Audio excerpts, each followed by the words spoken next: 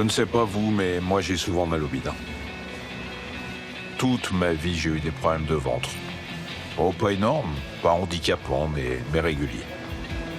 Et il paraît qu'un Français sur deux est dans ce cas. Bonjour. Ton cœur balance?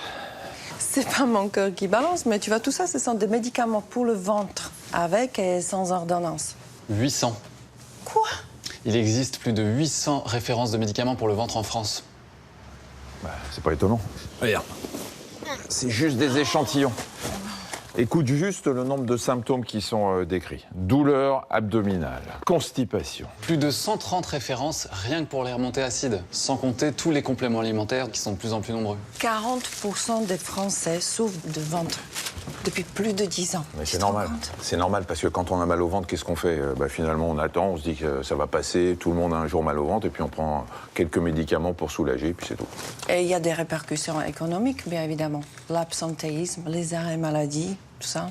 C'est pas étonnant parce qu'on traite les symptômes, mais on va pas chercher la cause. Et tu sais, on parle beaucoup aujourd'hui de ce qu'on appelle le microbiote. C'est la flore intestinale avec ses milliards de bactéries dans le tube digestif. Et la question est simple, est-ce que finalement, c'est pas un déséquilibre de ce microbiote qui entraînerait des problèmes psychiques et des problèmes physiques? En tout cas, on va mener une enquête parce que la question, c'est est-ce que tout ne partirait pas de notre ventre?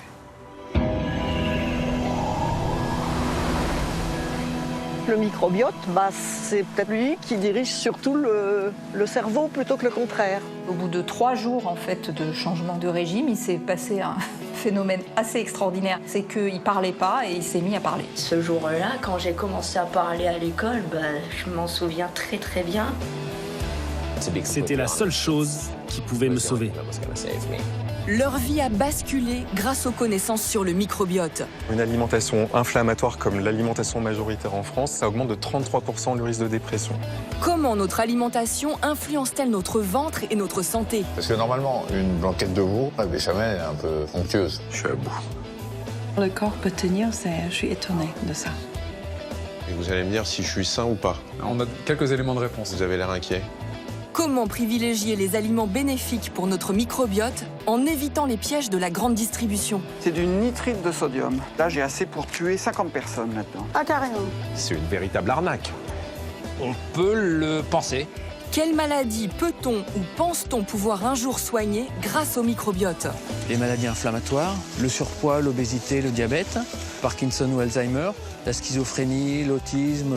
Est-ce que ce traitement avec le microbiote vous permet d'augmenter les chances de guérir du cancer? Il y a obligatoirement une contribution à l'efficacité. Adriana et Michel nous emmènent dans une enquête passionnante. La révolution du microbiote, c'est maintenant. On commence tout de suite avec une expérience. Adriana et Michel vont servir de cobayes pour comprendre quels sont les effets de l'alimentation sur notre microbiote, ces milliards de bactéries que nous avons dans notre ventre. En médecine, il faut des preuves. Impératif de prouver ce qu'on avance. Et pour ça, il y a juste 2 moyens. Un, il faut qu'on fasse une expérience d'un côté, quelqu'un qui jeûne, pour pouvoir voir s'il y a un impact sur le microbiote.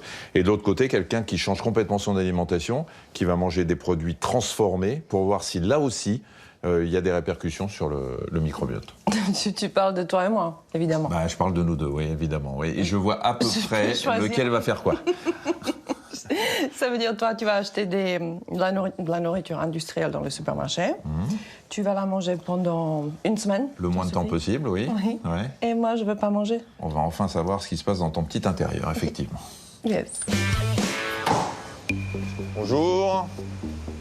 500 grammes de... En temps normal, Michel prend soin de son alimentation. Ça, c'est bon pour midi. Et Il fait attention à ce qu'il achète et où il l'achète. Merci, bonne journée. Pour preuve, il nous emmène sur son terrain de jeu alimentaire préféré. C'est de la Clémonville, là, c'est un mélange orange-clémentine. Je vais essayer. Partout où je me promène, je vais au marché. Vous me donnez 5. C'est la base de la vie, la base de la consommation, la base de l'alimentation. Qu'est-ce qu'il me faut d'autre? Il y a une quête du manger bon. C'est pas la saison de la mâche. 8 poireaux. 1 kilo de carottes. Attends, je regarde un truc desséché. Le plaisir de faire la cuisine, ça a été transmis par mes parents. Il y avait beaucoup moins de produits tout préparés, des produits industriels disponibles. Et puis, j'ai toujours pensé que faire moi-même les plats, c'était meilleur pour la santé. Voilà, simplement parce que je sais que je mets pas d'édulcorants, je mets pas tout un tas de choses qu'on peut trouver dans les produits tout faits. Et je trouve que quand on a quelque chose de beau, on se dit que ça doit être bon. J'aime bien cette expression, l'a priori gustatif. Et donc l'idée, c'est de tester sur moi-même si en changeant mon alimentation, je vais avoir aussi un changement du microbiote. Et si ce changement de microbiote est avéré, quelles conséquences il a sur mon bien-être, sur mon tube digestif, sur ma santé. Bref, je vais servir de cobaye pour la bonne cause. Voilà, pour aller au bout de l'expérience, il faut que je fasse des prélèvements, vous imaginez de quoi, pour pouvoir analyser mon microbiote. Je monte, c'est tout, je chie pas dedans tout de suite. Je vais faire ça 3 fois, une fois au début, une fois au milieu et puis une fois à la fin de cette expérience. Vous voulez les détails? Je suis sûr que oui. Nous disposons donc d'une splendide bâche à poser sur la lunette des toilettes de façon à recueillir les sels. Nous avons dans ce flacon une petite spatule pour prélever un peu de substance que nous plongerons dans une solution de trempage. Et voilà, c'est là. Il n'y a plus qu'à le mettre dans une enveloppe et l'envoyer au laboratoire. Et j'aurai les résultats de mon microbiote. On m'a fourni une liste de produits industriels très communs, faciles à trouver au supermarché. Un lieu fréquenté par 42% des Français au moins une fois par semaine. Et c'est parti pour 7 jours de nourriture industrielle. Je ne sais pas si je vous ai remercié, mais merci encore. En attendant, Adriana, de son côté, arrive en Allemagne, dans une clinique spécialisée pour faire son jeûne. Bonjour. Bonjour. Bonjour. Bienvenue. C'est gentil de vous accueillir ici. Merci, moi aussi je suis ravie. Je me prépare psychologiquement. Je vais pleurer. Non. Oh, peut-être de joie, qui sait. Le docteur Françoise Villelmi de Toledo est la directrice scientifique et médicale. Elle fait partie de ces 4 générations qui ont dirigé à tour de rôle cette clinique depuis 70 ans. Avec ses équipes, elle a publié une vingtaine d'études scientifiques, dont la plus grande jamais réalisée à ce jour sur l'effet du jeûne thérapeutique, notamment sur la cirrhose du foie. L'une des plus récentes publications concerne les impacts du jeûne sur le microbiote. Le jeûne, c'est pas juste ne pas manger, c'est enclencher un nouveau programme. Et aujourd'hui, on a quand même toute une possibilité de démontrer scientifiquement comment peuvent se produire des guérisons ou des améliorations en tout cas. Ici, tout est très encadré grâce à une 50aine de collaborateurs de soins et 11 médecins. Ces analyses permettent de savoir si l'organisme d'Adriana est en mesure de suivre un jeûne. Si on est trop maigre ou affaibli, ce n'est pas possible. Est-ce que vous prenez des médicaments particuliers? Non. Si on suit un traitement, les dosages sont ajustés car le jeûne peut en amplifier les effets. Le pouls est très bien, régulier, au top. C'est allumé. En période de jeûne, il faut s'attendre à perdre 200 à 300 grammes par jour pour une femme et environ 500 grammes pour un homme.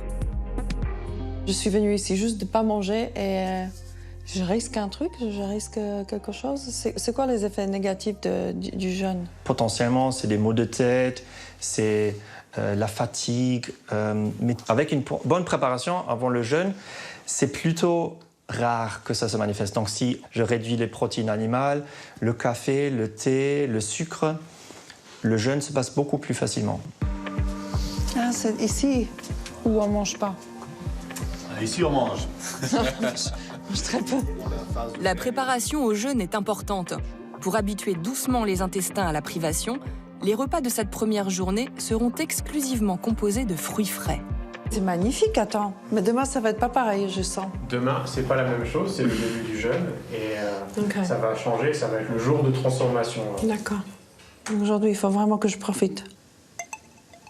Comment je me sens? Je suis un peu stressée parce que j'ai déjà faim. Et je me dis, mais comment ça se gère? J'ai déjà faim. À peine j'arrive, j'ai faim. Donc c'est compliqué, là. Bon, voilà, sur cette table, il me faut choisir parmi tous ces plats, celui que je vais manger avec bonheur, délectation et plaisir. Voilà.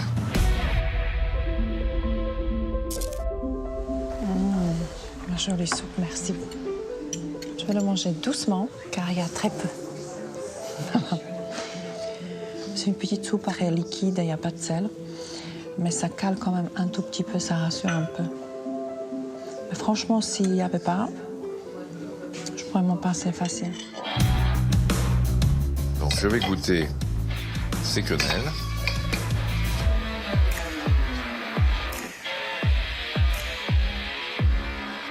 Hein? Voilà. Ce soir, regardez bien la taille de mon repas. Ça, c'est une tasse de café. C'est complètement supportable. D'habitude, les croque-monsieur, je peux m'en enfiler 3 de suite. Je suis pas nerveuse, ni stressée, ni rien. Là, je cale. Parce que j'ai un croque-monsieur et demi collé au palais. Mais je vais la manger. Je vais la finir. Je pense que je vais lécher la tasse. Pour ce qui est du reste de ma semaine gastronomique, elle ne m'a pas déçu. Œufs de poule élevés au sol. Ce qui signifie probablement qu'il y a des œufs de poule, il y a des poules qui sont élevées dans l'espace. Voilà mon déjeuner. C'est une petite soupe en chou-fleur, je crois, un chou-fleur, un peu de pommes de terre. Mais ce qu'elle a, c'est vraiment peu. Ce qui est incroyable, j'ai pas du tout faim. C'est hallucinant parce que je suis très gourmande. Et je me suis dit que ça va être horrible. Et ben non. J'ai même pas des idées ou des rêves sur la nourriture parce que ça m'arrive aussi si j'ai trop faim dans la vie, normalement. Elle n'a rien. Ça a l'air croustillant. Voilà la pizza classique. Ah, chocolat. Ils m'ont diminué la ration, je pense. Je sais pas pourquoi. Alors, comment dire? Normalement, une blanquette de veau, béchamel est un peu onctueuse. Là, on est plutôt dans de la soupe. Voilà, c'est terminé. Adriana a perdu 2 kilos, elle est en forme, elle n'a toujours pas faim. Et à la clinique, on célèbre la fin de son jeûne. Comme elle est jolie. Félicitations. Merci. Ça, c'est pour moi qu'elle a faim, de souffrance. C'est ça. Je vais pas bien.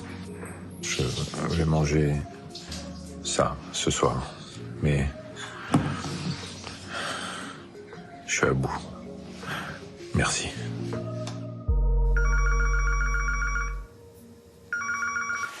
T'as fini? J'ai fini et aujourd'hui, j'ai mangé. J'ai mangé une soupe. Une soupe de quelle couleur? Parce que la dernière fois, tu me dis... Non, c'est une vraie soupe. C'est-à-dire, il y avait des petites particules un peu consistantes. Et c'était un moment incroyable. Il va falloir que tu reprennes progressivement ou tu peux aller... Oui, non, mais les aliments, ils m'ont donné une liste. Qu'est-ce que je dois manger, qu'est-ce que je dois pas manger, surtout, pendant une période de 2 à 3 semaines, quand même. Et surtout, maintenant, je suis curieuse de savoir... Est-ce que mon microbiote a changé? Est-ce que ça donnait quelque chose? Mais toi, tu risques d'être déçu peut-être, non? C'est-à-dire triste. Je suis jamais... Alors, attends, qu'on soit clair. Je ne suis jamais déçu par mon microbiote. Allez, bisous. Bisous, ciao. Mais avant d'avoir les résultats de cette double expérience, revenons quelques instants à la base. Qu'est-ce que c'est précisément le microbiote?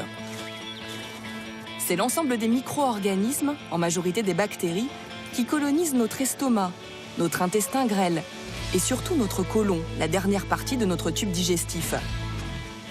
On ne soupçonne pas leur existence parce que c'est microscopique. Et pourtant, notre contenu intestinal représente à lui seul 1 à 2 kilos de notre masse corporelle. C'est énorme, mais il faut dire qu'on leur offre gîte et couvert à ces minuscules locataires. En buvant et en mangeant, eh bien on les nourrit et on leur permet de survivre et de proliférer. Que nous donne-t-il en échange? Eh bien, si on sait les cajoler, ils veillent à ce que nous restions en bonne santé. C'est une sorte de contrat de location qui profite aux 2 parties. À quoi ressemble notre microbiote? En fait, il est propre à chacun, exactement comme notre empreinte digitale. Venez, je vais vous faire visiter le mien. Imaginez, notre microbiote s'étend dans notre ventre sur 32 mètres carrés. Une surface habitable pour une famille nombreuse. Des champignons microscopiques, des levures, des archées, des virus, mais surtout donc des bactéries. Jusqu'à 50 000 milliards par individu et près de 1000 espèces différentes recensées à ce jour. Vous, je sais pas, mais moi, ces bactéries, elles me font penser à ces biscuits apéro en forme de bâtonnet, là. Depuis Pasteur, on a beaucoup étudié les bactéries qui nous rendaient malades, dans l'espoir de lutter contre les infections. Or, la plupart des bactéries intestinales sont nos alliés. Pourquoi dit-on qu'elles sont fondamentales pour notre santé ? Parce qu'elles facilitent la digestion, en dégradant les derniers résidus de notre alimentation. Elles synthétisent des vitamines indispensables à notre organisme. Elles contribuent au développement de notre système immunitaire et défendent l'intestin contre les agents pathogènes. De vrais amis, en définitive. C'est à la naissance que le nourrisson ingère pour la première fois des bactéries, mais son microbiote ne devient adulte et stabilisé qu'entre l'âge de 3 et 5 ans. Le début de la vie a donc son importance. Selon plusieurs études, les enfants nés par césarienne présentent les premiers mois un microbiote différent des autres, nés par voie naturelle. Ils ont moins de bifidobactéries, par exemple, connues pour protéger des allergies et de l'asthme. Le mode d'allaitement, au sein ou au biberon, a aussi des conséquences. Mais d'autres facteurs entrent en jeu, y compris à l'âge adulte. Le type d'alimentation, on en reparlera, ou la prise de certains antibiotiques. Parce que oui, ils ont l'avantage d'éradiquer les mauvaises bactéries, mais ils ont aussi le défaut de supprimer les bonnes. Ou encore, notre fâcheuse tendance à tout désinfecter. Mais oui, une tétine un peu sale, c'est pas si grave que ça. Vous pouvez même faire jouer votre enfant dans la terre ou le laisser caresser un animal. Hein ? Qu'est-ce que t'en penses, toi ? Eh oui, ça enrichit le microbiote. Car les scientifiques sont formels, un microbiote sain, c'est un microbiote riche et varié. Quand ce n'est pas le cas, on parle de dysbiose. Et c'est cela qui peut entraîner plein de maladies physiques, mais aussi, plus étonnamment, neurologiques et psychiatriques.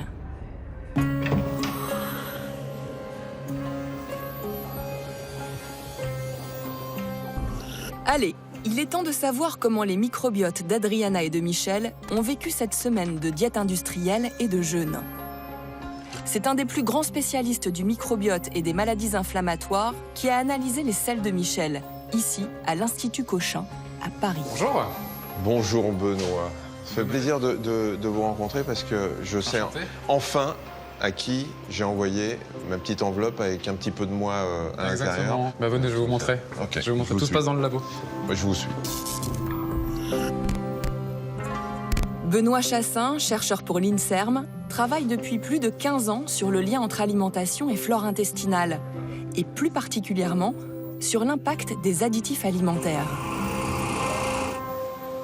Donc c'est ici qu'on part d'échantillons de sel et on arrive à analyser, à comprendre un petit peu tout ce qu'il y a à l'intérieur de ces échantillons. Alors, Benoît, vous recevez mon enveloppe. Vous l'ouvrez. Vous dites... Oh, incroyable. Un échantillon de Michel. Ouais, vous en faites quoi? Alors, nous, on a un génome, on a notre propre génome. Les bactéries, c'est pareil, chacune des bactéries a son propre génome. Donc, on va aller récupérer ça, on va aller extraire l'ADN. Et après, à l'intérieur de cet ADN, il y a des petites séquences qui sont hyper intéressantes pour nous parce qu'elles nous permettent d'identifier de quelle bactérie provenait cet ADN. On met un nom. On a après, exactement. On a des bases de données qui nous permettent d'identifier, ah bah, c'était telle bactérie, etc. Et c'est ça que vous avez fait? Exactement. Et vous allez me dire si je suis sain ou pas? On a quelques éléments de réponse. Vous avez l'air inquiet? Non, pas du tout, tout va bien. Si, je vois bien que vous êtes inquiet. Je suis un petit peu hypochondriaque. Bah, je suis pas hypochondriaque, mais quand même, c'est la première fois qu'on me connaît si bien de l'intérieur, quand même. Exactement, on va aller regarder ça. Mais c'est rassurant, rassurez-moi tout de suite. C'est rassurant. Ah, très bien, bon, on y va alors. Pour comprendre comment la consommation de certains aliments altère le microbiote, le laboratoire de Benoît Chassin collabore avec Mélanie Dechazeau-Tanguy. Elle travaille pour l'enquête Nutrinet Santé, une étude à grande échelle qui récolte depuis 15 ans les habitudes alimentaires de 170 000 Français et à laquelle nous pouvons tous participer. Ouh là là, c'est très solennel pour mon petit microbiote. Ça rappelle les bancs de la fac? Ah ouais. C'est Mélanie qui a choisi les produits ultra transformés que Michel a mangés. Benoît, je suis un peu impatient quand même de savoir ce que j'ai dans le ventre. Bah, passons au résultat. Alors, pour l'alimentation, je vais laisser Mélanie un petit peu présenter. Alors, Donc là, en fait, on a sélectionné un peu quelques éléments emblématiques qui sont susceptibles d'impacter la composition du microbiote. Et donc on peut voir sur ces graphiques, c'est la comparaison entre l'alimentation normale de Michel, classique, et les consommations pendant la semaine plutôt alimentation industrielle, qui est représentée par AUT, qui veut dire alimentation ultra transformée. Et donc là, ce qu'on peut voir, c'est que sur une semaine normale, la consommation de fibres tourne autour de 25 grammes par jour. Et sur la semaine alimentation industrielle, on peut voir que cette consommation est un peu inférieure. Une petite semaine de plats industriels suffit donc à faire baisser la consommation de fibres, les fibres étant indispensables pour un microbiote en bonne santé. Qu'en est-il maintenant d'un additif ultra connu qui sert à rendre les textures onctueuses ? Si on passe au carragénane, ce sont des texturants épaississants. On peut voir que sur une semaine d'alimentation normale, on a un niveau assez bas de cette consommation. Et quand on consomme plusieurs produits industriels dans une même journée, on peut atteindre des doses du coup de carragénane plus importantes. C'est-à-dire que c'est 6 fois ce que j'ai normalement. Exactement. Et on se rend compte finalement que dans beaucoup d'aliments qu'on consomme, qu'on achète dans les supermarchés, on a des additifs, qu'on en soit conscient ou non. Alors maintenant, comme l'a dit Mélanie, l'idée c'est de savoir ce que ça a fait sur mon microbiote, c'est-à-dire sur les bactéries que j'ai dans le tube digestif, est-ce que ça les a modifiées ou pas? Alors, un moment là je suis déjà rassuré. Moment un petit peu émotif, Michel, j'ai l'honneur de vous présenter votre microbiote ici, et le mien ici. Là on est avant que je commence à consommer ce que vous m'avez imposé. Exactement. Alors ici c'est un microbiote qu'on a vraiment Il vous manque des trucs, Benoît. Pardon ? Il vous manque des trucs. Il manque des trucs, on va en parler. Ouais. Vous voyez que vous avez une bactérie en plus qui appartient au genre Verrucomicrobia, qui est principalement composée par une bactérie qui s'appelle Akkermansia mucinifila, qui est connue, qui est présente. Moi aussi j'en ai beaucoup moins que vous. Vous voyez que vous en avez, ça monte jusqu'à 30%, ce qui est vraiment beaucoup pour cette bactérie. Mais la bonne nouvelle, c'est que c'est plutôt une bactérie qui est associée à la bonne santé métabolique notamment. C'est une bactérie qui me protège, ça. C'est plutôt une bactérie qui protège dans le sens où on la trouve diminuée chez des patients qui ont de l'obésité ou du diabète de type 2. Selon les dernières études de Benoît qui ont fait les gros titres de la presse scientifique, Akkermansia mucinifila serait une véritable alliée de notre microbiote. Elle maintiendrait à distance les mauvaises bactéries et nous protégerait des effets néfastes des additifs. Elle pourrait également augmenter l'efficacité de certains traitements, comme les médicaments anticancéreux. Et ce n'est pas tout. Cette bactérie qui protège, elle protège comment ? Une des hypothèses principales, ce serait justement, donc, à la surface de notre intestin, on a cette couche de mucus qui joue vraiment un rôle de gel en fait et qui garde le microbiote à distance pour éviter l'inflammation chronique, les dérégulations métaboliques. Et cette bactérie, elle favorise le renouvellement de cette couche de mucus. Donc c'est une des hypothèses principales par lesquelles elle jouera un rôle bénéfique en santé. D'accord, on renouvelle le gel qui protège. Exactement. Et donc ceux qui ont moins de cette bactérie ont un gel plus fin ou plus vieux qui fait qu'il est plus perméable. Exactement. Très bien. Allons encore plus loin en analysant certaines bactéries importantes qui se retrouvent dans la plupart des microbiotes humains. Et du coup, si on regarde par exemple cette bactérie, c'est assez intéressant. Cette bactérie s'appelle Faecalibacterium prosnitzi pour son petit nom. Et en fait, c'est une bactérie dont on sait qu'elle est plutôt bénéfique en santé digestive et qu'elle permet de nous protéger. Et on voit que rien qu'en ayant consommé cette alimentation ultra transformée pendant une semaine, on a perdu à peu près 30% de cette bactérie au sein du microbiote. Quelque chose me dit qu'au milieu, ça ne va pas être terrible non plus. Et voilà, et du coup, ce qu'on voit à droite, c'est plutôt l'inverse, où c'est plutôt des bactéries qui sont associées à une mauvaise santé digestive. Bilophila, c'est une bactérie dont on sait qu'elle peut être, dans certains contextes, suffisante pour induire l'inflammation intestinale chronique et la colite. Et vous voyez que vous en aviez très peu avant l'alimentation transformée, ultra transformée, et qu'elle a été augmentée de manière assez drastique. Un petit peu pareil pour cette classe d'entérobactéries, où là, c'est encore plus intéressant, c'est qu'avant, vous n'en aviez pas. Vous étiez complètement dépourvu de cette bactérie, elle était complètement absente de votre microbiote. Et après une semaine, on la détecte, alors qu'avant, on ne la détectait plus. Donc, quel va être l'impact au plus long terme ? Est-ce que si vous continuez cette alimentation, cette bactérie va continuer de proliférer et avoir un impact négatif en santé digestive ? Ça fait partie de la recherche qu'on fait au laboratoire. Bon, il est clair que le microbiote de Michel n'a pas beaucoup apprécié cette semaine de nourriture industrielle. Et du côté d'Adriana qui a jeûné, ça se passe comment ? Bonjour Robin, comment tu vas ? Tout va bien, merci, et toi ? Super, écoute. Déjà, comment il était avant, mon microbiote ? Alors, ton microbiote était assez pauvre en termes de diversité. Pas beaucoup de bactéries qui sont connues pour avoir des effets anti-inflammatoires, par exemple. Qu'est-ce que tu as dans les résultats après le jeûne ? Il y a une différence, dis-moi. il y a des changements qui sont bénéfiques.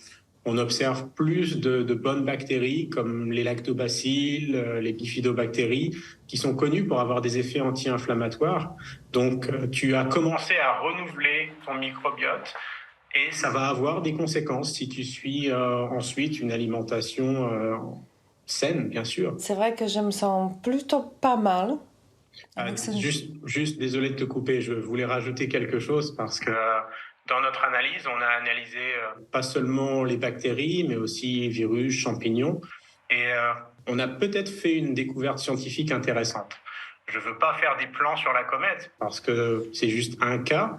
Mais dans ton intestin, avant le jeûne, on avait trouvé 20 types de virus différents. Les virus sont là toujours avec les bactéries dans notre intestin. Après le jeûne, nous avons retrouvé que 3 types de virus. Donc, peut-être que pendant cette thérapie, les virus dans ton intestin ont commencé à un petit peu disparaître. Je pense que c'est vraiment très intéressant parce qu'on a découvert peut-être ici un mécanisme nouveau des effets du jeûne. Sérieux, j'ai contribué à la science. C'est vraiment. Il est clair que ça va être une de mes prochaines étapes de vérifier si c'est quelque chose que l'on voit chez d'autres patients. Eh bien, super. Merci, Romain, pour tout. C'est des bonnes nouvelles. J'avais un peu peur, je ne te cache pas, que, par exemple, qu'il n'y avait aucun changement ou... Je ne sais pas, mais c'est vraiment plutôt positif. Un grand merci. Si Adriana maintient une alimentation équilibrée, il y a des chances pour qu'elle parvienne au même résultat que les patients qui ont participé aux études scientifiques de Robin Ménage. Regardez, ça c'est une catégorie de bactéries connue pour ses effets bénéfiques sur la santé. Avant le jeûne, elle est peu présente dans l'intestin. Après le jeûne, elle grimpe en flèche et est encore là 3 mois après le jeûne. Pareil pour cette molécule anti-inflammatoire. 3 mois après le jeûne, elle est plus présente qu'avant le jeûne. C'est donc bien, avant tout, notre alimentation qui fait régner l'ordre ou le désordre dans notre microbiote. Hélas, en à peine 50 ans, nous avons succombé aux sirènes du fast-food et autres produits ultra transformés riches en graisse, en sucre et à faible valeur nutritive. Sans compter que nos menus se ressemblent de plus en plus. Résultat, on est passé de ça à ça. La diversité de nos bactéries intestinales a considérablement diminué. Logique, les bonnes bactéries qui ne trouvent pas leur bonheur dans notre bol alimentaire finissent par disparaître au profit d'autres espèces. Et comme elles ont souvent des fonctions précieuses pour l'organisme, leur absence, mais aussi la présence de mauvaises bactéries, pourrait expliquer l'apparition de certaines maladies, comme le diabète, les allergies, l'obésité, ou encore les maladies inflammatoires chroniques de l'intestin.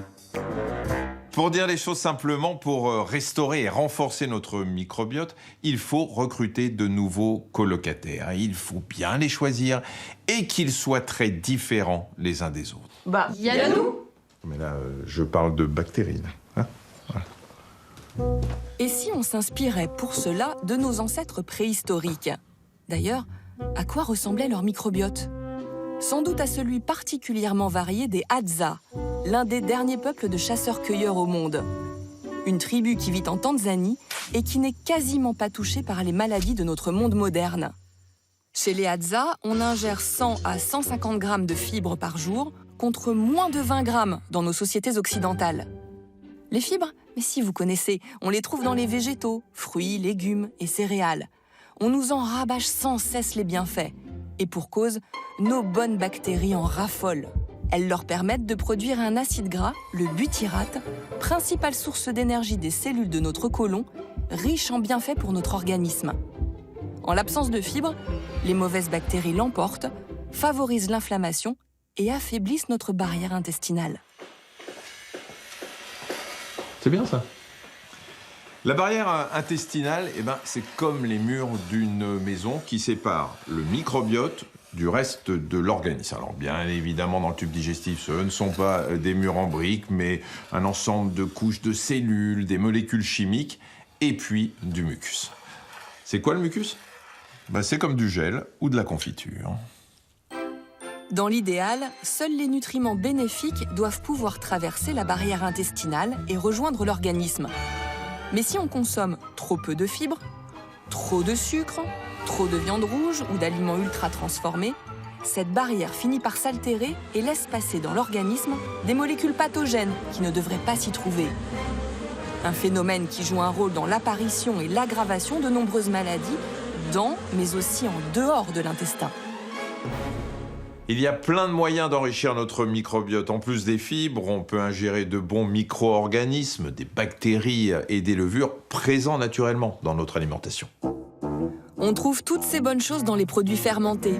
Pain au levain, choucroute, fromage, yaourt et bien d'autres. Vous avez l'embarras du choix. On compte plus de 5000 micro-organismes à travers le monde et selon les cultures.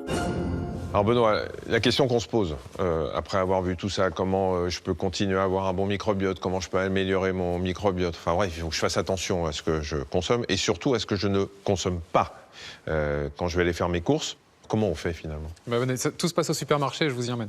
D'accord. Merci Mélanie. Mélanie. Merci. Allez, les arrière-cours de la fac de médecine. Je vais vous montrer ce que vous m'avez fait consommer. Et comme on est devant les desserts, il y avait ça, là, voilà. Je vous laisse regarder les étiquettes et vous allez me dire pourquoi j'ai fait une erreur. Exactement. Enfin, pourquoi vous m'avez fait faire une erreur. Alors crème aux œufs, en général, il y a tout un tas d'additifs qui sont utilisés. Notamment, on voit des épaississants, donc cellulose, et le E466 aussi, qui est le carboxyméthylcellulose. Voilà, ici, là, j'ai mangé ça aussi. Des crèmes au chocolat qui sont très gélatineuses. Hein. Voilà, donc très gélatineuses, très crémeuses. Et ben là, toujours pareil, amidon transformé de maïs. Carragénane aussi. Alors, on montre vraiment que ce serait un additif qui pourrait nourrir et favoriser le développement d'inflammation intestinale chronique. Alors, qu'est-ce que j'ai pris ici? La liste s'allonge, là. Ça, petite crème fleurette. En général, il y a des additifs et très souvent des carragénanes. Ça. Les bonnes carottes râpées. Les bonnes carottes râpées. Au citron de Sicile, voilà, c'est ça. C'est pas bon, ça? Il y a de la sauce, mais du coup, on voit quand même que c'est de la sauce un petit peu épaisse. Et ça, du coup, si on regarde, bah voilà, toujours un peu les mêmes. On a la gomme d'aragar, on a la gomme xanthan. Je vous le dis, je pleure. Vous m'avez fait manger tout ça. Je vous ai fait manger tout ça. Et on a vu les impacts que ça avait sur votre microbiote. Selon une récente étude, nous avalerions chaque année 4 kilos d'additifs alimentaires. Et pour les plus gros consommateurs de produits ultra transformés, cela peut monter jusqu'à 10 kilos par an. Et alors, comment on fait pour faire ces achats faut lire intelligemment? Il faut lire les étiquettes, il faut regarder tout ça, voir la présence des additifs. Alors, il n'y a pas que les additifs, hein. Il y a aussi le gras, il y a aussi le sel, il y a aussi le sucre. Et tout ça a été un petit peu synthétisé, si je puis dire, dans le Nutri-Score. Nutri-Score. Mathilde Touvier est directrice de recherche à l'INSERM. Elle coordonne les recherches sur les liens entre nutrition et santé, est experte auprès de plusieurs institutions, comme l'Institut national du cancer. Et elle est professeure au Collège de France en santé publique. C'est son équipe qui a créé le Nutri-Score, ces petits codes couleurs sur certains produits. Alors, le Nutri-Score, tous les Français ne le connaissent pas, même si tout le monde voit sur les paquets qu'il y a des A, B, C, D, E. On rappelle ce que c'est une façon, en choisissant bien ses lettres, de bien manger. Exactement. L'idée du Nutri-Score, c'est d'avoir en un coup d'œil une idée de la qualité nutritionnelle globale du produit. Donc ça prend en compte à la fois des choses qu'il faut plutôt limiter, hein, donc le sel, les graisses saturées, le sucre, les calories, des choses qu'il faut plutôt privilégier, les fibres, la part de fruits et légumes dans l'aliment ou encore les protéines. Et donc tout ça, ça fait à la fois du bien à notre microbiote et puis à notre santé à plus long terme. Alors justement, pour être bien clair dans la démonstration, par exemple, on va prendre ça. Donc si on regarde, par exemple celui-ci, on voit que le Nutri-Score est A. Ouais. Alors le Nutri-Score, tout ce qu'il fait, c'est qu'il va finalement résumer ces tableaux très compliqués que personne ne regarde. Hein. On voit ici qu'on a assez peu finalement de sucre. Hein. Vous voyez, sucre, moins de 0,5 grammes. On a pas mal de fibres. On a voilà un produit qui est globalement assez équilibré. Si on compare... Mais ça, c'est un produit que les enfants ne vont pas prendre spontanément quand ils font les courses avec les parents, on est bien d'accord. Ah bah, c'est vrai que le marketing n'aide pas à choisir ce flocon d'avoine ciblé pour les enfants. Donc, voilà. Alors, on a des céréales comme celui-ci, par exemple. Vous voyez qu'on est moins bon en Nutri-Score, on est intermédiaire, hein, C. Et on le voit ici, vous voyez, pour 100 grammes, on est à 24,9 grammes de sucre, alors que là, c'était moins de 0,5. D'accord. Jusqu'à quelle lettre on peut aller sans déprimer? Non, alors la bonne nouvelle, pour le microbiote, j'entends. Oui, non, mais de toute façon, en nutrition, la bonne nouvelle, c'est qu'il n'y a rien d'interdit. C'est-à-dire que même des aliments Nutri-Score E, de temps en temps et en petite quantité, il n'y a pas de problème. Par contre, voilà, le matin, midi et soir, si on mange que du E, des céréales petit déjeuner ou autres Nutri-Score E, on va avoir des problèmes au niveau du microbiote et puis d'autres problèmes de santé.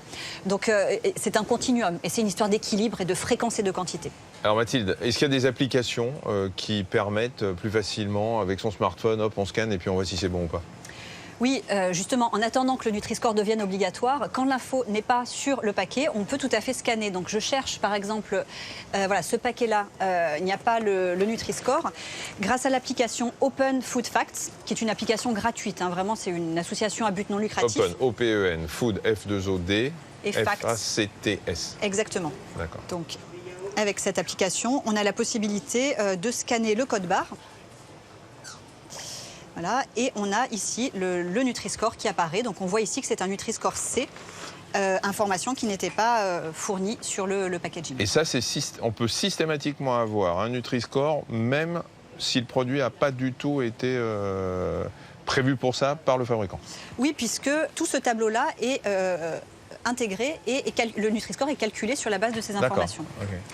Et l'intérêt aussi, c'est qu'il donne des informations sur les additifs qui sont présents dans la liste d'ingrédients du produit. Donc on a vraiment beaucoup d'informations grâce à cette application. C'est stupide, pourquoi ils ne le mettent pas C? C'est pas si catastrophique que ça. On est d'accord. Et puis de toute façon, le consommateur a le droit d'avoir l'information et de pouvoir choisir en toute conscience. Mais de toute façon, l'intérêt de le rendre obligatoire. Je vous rends votre portable. Merci. Je vais vous laisser. Vous allez pouvoir continuer à discuter entre vous parce que j'ai une autre personne. Tiens, je vais vous rendre ça parce que ça, je ne vais pas le rapporter chez moi. J'ai une autre personne à voir avec laquelle je vais parler d'un produit très consommé et très très polémique. Christophe Brusset a été acheteur pendant 20 ans pour de grands groupes de l'agroalimentaire français et étranger. Il a été dégoûté par les multiples dérives et autres mensonges dont il se retrouvait malgré lui complice. Le déclencheur, l'affaire des lasagnes au cheval, censée être pur bœuf en 2013. À 44 ans, Christophe Brusset brise la loi du silence et publie « Vous êtes fou d'avaler ça », un tollé. Lui, mieux que quiconque, connaît les entourloupes les plus mesquines de l'agroalimentaire pour nous faire croire à de la qualité. Moi, quand je vois ça, une glace à la vanille de Madagascar. Vanille de Madagascar, la meilleure vanille du monde, avec même des petits points noirs qui suggèrent en tout cas que les petites graines qui sont à l'intérieur sont dedans. Ce sont de la vraie vanille. C'est pas vrai? Alors, on voit effectivement de très belles illustrations avec des gousses de vanille, la fleur de vanille. Par contre, comme toujours, on voit en fait que dans ce cas-là, on n'a pas de la vraie gousse de vanille, mais on a des extraits de vanille et surtout des gousses de vanille épuisées. Et en fait, une gousse de vanille épuisée, il faut savoir que c'est une gousse de vanille dans laquelle on a retiré tout ce qu'il y avait dedans à l'intérieur. Donc ce produit, ce déchet, ce résidu, sert de marqueur visuel. Enfin, c'est l'appellation qu'on utilise dans l'industrie pour faire penser aux consommateurs que ces petits points noirs, qui en fait sont un déchet, sont de la belle gousse de vanille mise à l'intérieur. Donc dans le français de l'agroalimentaire, dans le dico de l'agroalimentaire, épuisé, c'est déchet. Épuisé, ça veut dire déchet, c'est un déchet. D'accord. Mais dans la législation française et européenne, on peut le considérer comme un ingrédient. C'est une véritable arnaque. On peut le penser. Alors, d'autres produits, ça, par exemple, bon, c'est D au Nutri-Score. Déjà. Donc un produit certainement un petit peu gras, puisqu'on a du fromage, du jambon. Un peu gras, un peu salé, etc. Et alors là-dedans, qu'est-ce qu'il y a d'autre? Ce qui est intéressant, c'est déjà on voit en gros marqué comté. Alors que quand on regarde dans la liste d'ingrédients, en fait, on voit que c'est pas du vrai comté, mais c'est du comté fondu. Donc en fait, c'est un comté avec des sels de fonte, de l'eau, des matières grasses. Donc c'est un comté dilué, quoi. C'est un comté dilué, exactement. Ouais. Donc si vous regardez la proportion, on vous dit il y a 22% de fromage, mais en fait, il n'y a que 14% de comté. Donc en réalité, on vous baisse la quantité de fromage en vous mettant des additifs à la place. Et dans ce produit-là, si vous voulez compter, vous avez une dizaine d'additifs.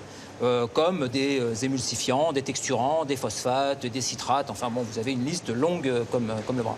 Comment c'est possible que, sachant que tout ça c'est mauvais pour la santé, on puisse quand même en avoir dans nos produits de consommation? Pour qu'un additif soit autorisé en Europe, 3 étapes. L'industriel formule d'abord une demande à la Direction générale de la santé et de la sécurité sanitaire, qui dépend de la Commission européenne. Cette dernière saisit l'EFSA, l'Autorité européenne de sécurité des aliments. Pour évaluer les risques de l'additif, l'EFSA fait appel à un comité d'experts qui passe en revue pendant des mois toutes les données scientifiques à ce sujet. Un rapport est rendu. C'est sur cette base que la Commission européenne prend la décision d'autoriser l'additif ou de l'interdire. Mais la France a aussi son mot à dire. Le gouvernement ou les associations de consommateurs peuvent décider de saisir l'ANSES, l'Agence nationale de sécurité sanitaire française. L'ANSES va, de son côté, faire une synthèse des études et formuler des recommandations aux décideurs politiques.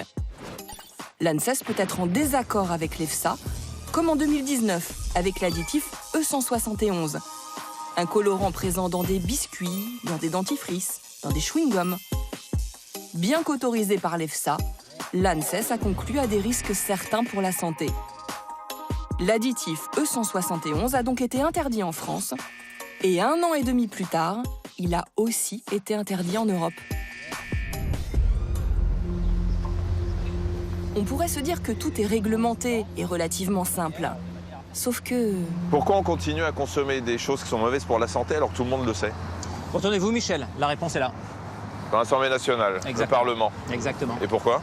C'est là que tout se décide. En fait, les industriels ne font qu'appliquer des lois et des règlements décidés par les hommes politiques. Et il y a aussi une petite influence de ce qu'on appelle les lobbyistes ou pas? C'est vrai, puisque un homme politique ne peut pas prendre de décision s'il n'est pas éclairé par la science ou par des informations qui vont lui permettre de trancher.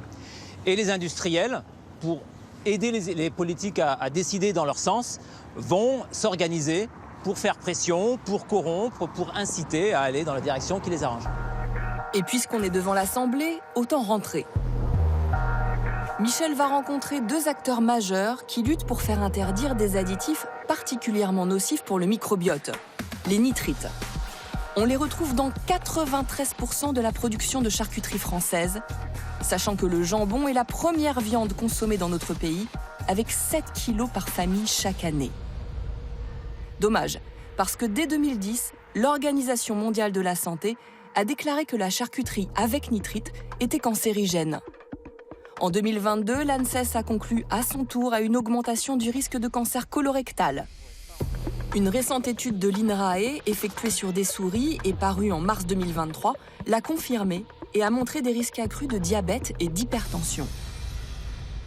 On doit, dans cette affaire-là, protéger le consommateur contre ces industries. Richard Ramos est un député du Loiret qui se bat depuis des années pour faire interdire les nitrites. Ce n'est pas moi qui le dis, c'est l'OMS. Merci, monsieur Ramos. Madame... Tout comme Karine Jacquemart, directrice de Foodwatch, une association en partenariat avec Yuka et la Ligue contre le cancer, très active contre les nitrites depuis 2017.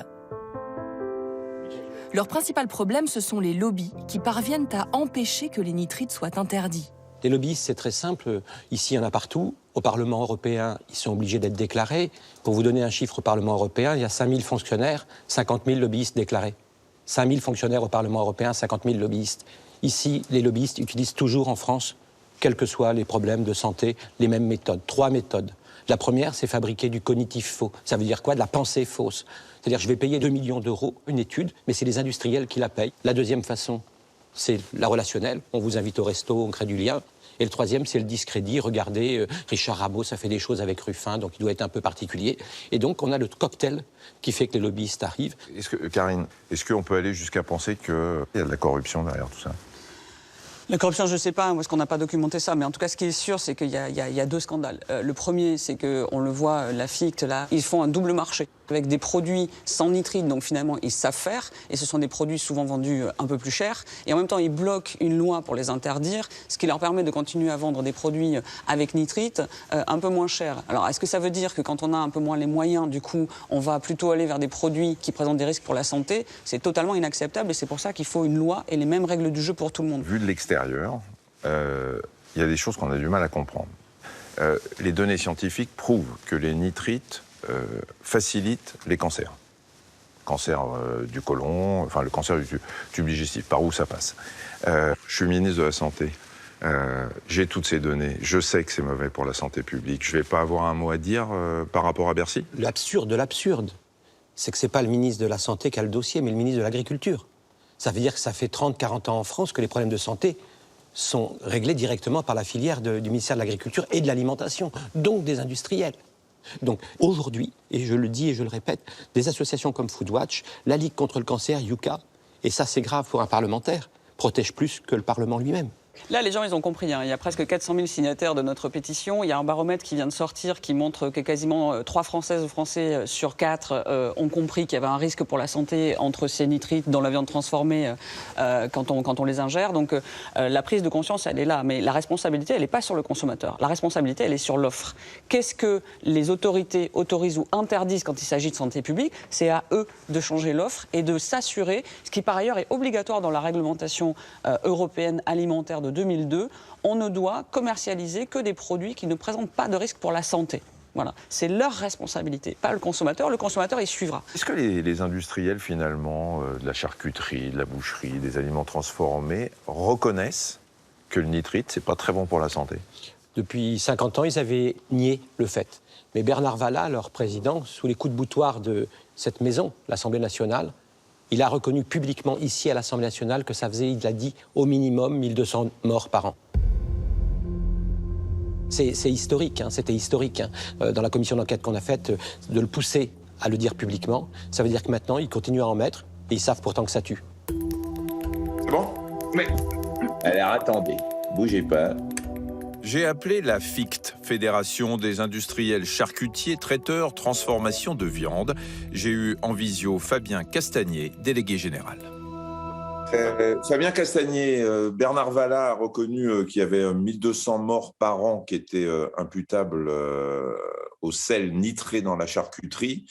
Vous étiez à ses côtés lors de son audition à l'Assemblée nationale par Richard Ramos. Est-ce que vous êtes toujours d'accord avec lui, et surtout avec les chiffres? Ce que dit l'ANSES et le rapport du gouvernement qui vient de paraître, c'est que la consommation de charcuterie de manière raisonnée et sans risque pour le consommateur. La consommation extrême de charcuterie, comme tout aliment d'ailleurs, peut générer des effets délétères pour la santé et c'était les éléments qui ont été communiqués par Bernard Vallat. C'est quoi excessif? L'OMS considère sur l'exposition aux nitrites et nitrates qu'à partir de 50 grammes par jour de charcuterie, ce qui représente plus d'une tranche tous les jours, toute l'année, le risque d'avoir un cancer colorectal augmente. C'est faux. Les recommandations de l'ANSES sont de 150 grammes par semaine maximum, soit 20 grammes par jour. Validé par le ministère de l'Agriculture le 27 mars 2023. Le risque augmente donc à partir de l'équivalent de 3 tranches de jambon par semaine et pas de 1 tranche par jour. Pardon, mais concrètement, avec très peu de charcuterie, on prend des risques. Ce que dit l'ANSES dans son rapport qui a été publié en juillet 2022, c'est que 99% de la population a une exposition inférieure à la dose journalière admissible. La dose journalière admissible, c'est la dose en dessous de laquelle il n'y a pas d'effet. Les teneurs maximales en nitrite en France sont les plus basses d'Europe avec le Danemark. Et avec le plan d'action que vient de publier le gouvernement et dans lequel nous nous inscrivons complètement, ces teneurs vont encore diminuer. Il serait temps, parce que 1% de la population, cela représente quand même 680 000 Français à risque. Le cancer colorectal touche chaque année plus de 43 000 personnes et cause 17 000 décès. C'est la 2e cause de décès par cancer en France. Pourquoi vous dites qu'on ne peut pas faire de charcuterie sans nitrite du tout? Alors, c'est pas nous qui le disons, c'est aussi l'ANSES qui à aucun moment n'a recommandé l'interdiction. Pourquoi? Parce que les nitrites et les nitrates ont un rôle essentiel pour protéger le consommateur de bactéries pathogènes. Alors, ce que vous dites va à l'encontre de ce que dit l'Institut Pasteur en disant que même si on consomme des aliments sans nitrite, parce qu'il y en a heureusement, il n'y a pas eu d'augmentation, par exemple, d'une maladie qu'on appelle le botulisme. Et que toutes ces bactéries pathogènes dont vous parlez, finalement, on n'a pas vu d'augmentation de maladies liées à la consommation de sans nitrite. Les grandes entreprises qui parviennent à retirer les nitrites, d'accord, ce sont des grandes entreprises qui ont fait des investissements colossaux en termes d'investissements financiers, technologiques. Aujourd'hui, ces méthodes-là ne sont pas du tout accessibles aux petites entreprises. Donc, on ne peut pas, parce que certaines grandes entreprises parviennent à s'en passer sur quelques produits, pouvoir dire on peut le supprimer. Eh bien si, on peut dire qu'on va supprimer les nitrites même quand on n'est pas une grande entreprise. La preuve.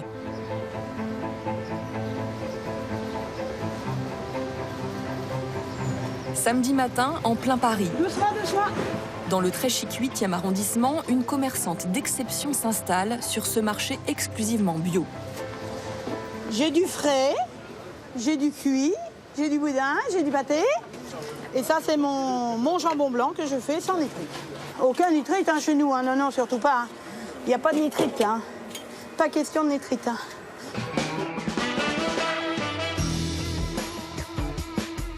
Ces sels de nitrite qui exaspèrent Suzanne, ce sont ces additifs si souvent utilisés dans le jambon, qu'ils soient bio ou non, pour lui donner une couleur rosée attrayante, pour le conserver plus longtemps et pour limiter le développement de bactéries à l'origine de certaines maladies comme la salmonellose. Bonjour madame. Elle est venue chercher son jambon. Voilà. Ah, le bon jambon. Suzanne a clairement choisi une autre voie, plus compliquée, mais sans nitrite. Elle en a fait une spécificité dont sont au courant ses clients. Sans nitrite, le vrai jambon. J'ai toujours préféré la qualité à la quantité. Les nitrites, en fait, c'est cancérigène et qu'en fait, ça détruit en fait la valeur nutritive en fait du produit. On sait qu'aujourd'hui, ça perturbe justement la flore intestinale, tous ces produits chimiques, tous ces conservateurs, et donc je suis assez sensible à ça. Voilà. Limite chiffonnade, hein, voilà, Emmanuel, c'est bien comme ça? Parfait. Merci beaucoup, Suzanne. L'engagement de Suzanne commence à 350 km de là, dans le bocage normand. Dans sa ferme de Beauchêne, dans l'Orne, elle élève des vaches, des poules, des agneaux et bien sûr des cochons. Voilà.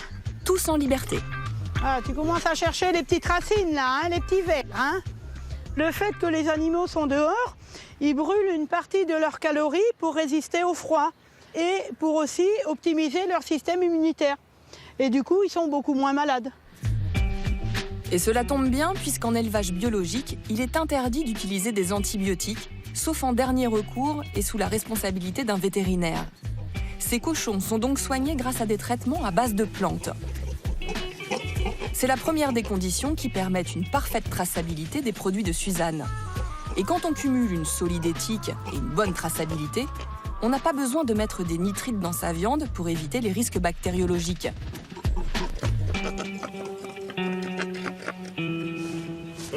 Bonjour Philippe. Philippe Béton, un collègue agriculteur bio, suit la même voie qu'elle. Ah bah voilà les mamans qui viennent. Ah, regarde-le. Tout petit comme ça mange l'herbe là.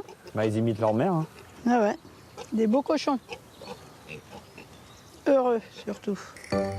Chez Philippe comme chez Suzanne, un autre impératif saute aux yeux pour garantir cette qualité qui permettra de se passer de nitrite. L'alimentation des cochons. Elle est 100% bio et sélectionnée pour prendre soin de leur microbiote. Ça, ce sont des fèves, la fèverole qui est riche en protéines. Il y a un oméga 3. Il y a plein d'oméga dedans, exactement. Effectivement. Ça, c'est du lupin de printemps. Ah, le lupin, c'est vrai. Voilà, le lupin. ça a 35% de protéines et ça, c'est assez riche. Et ils mangent aussi des légumineuses. C'est des tiges de trèfle violet et c'est riche en fibres. La présence de nitrite dans un jambon se constate à l'œil nu. Mais parfois, la coloration est subtile. On va tester, si vous voulez bien, votre jambon sans nitrite. Oui. Et moi, je vous ai apporté du nitrite, du sel nitrité. Et puis, on va voir la différence. Ah bah oui. Vous me direz. Il n'y a pas de souci. Pour le montrer, nous avons fait venir le grand spécialiste de la question. C'est pas qu'on va faire de la chirurgie, mais presque. Le journaliste Guillaume Coudray. En 2017, il a publié une enquête qui a fait scandale et a révélé au grand public la dangerosité des nitrites. Comment vous faites votre recette de saumure? Moi, je sale le jambon, pas à base de saumure injectée, mais à base de sel mis autour et que je laisse saler pendant 8 jours, naturellement. Ok, très bien. Bon, on va du faire... gros sel de Guérande, uniquement. Regardez, je vous ai amené, ça c'est du sel nitrité. Il faut que ça soit dans ces sacs jaunes réglementaires. Ça, vous ne connaissez pas.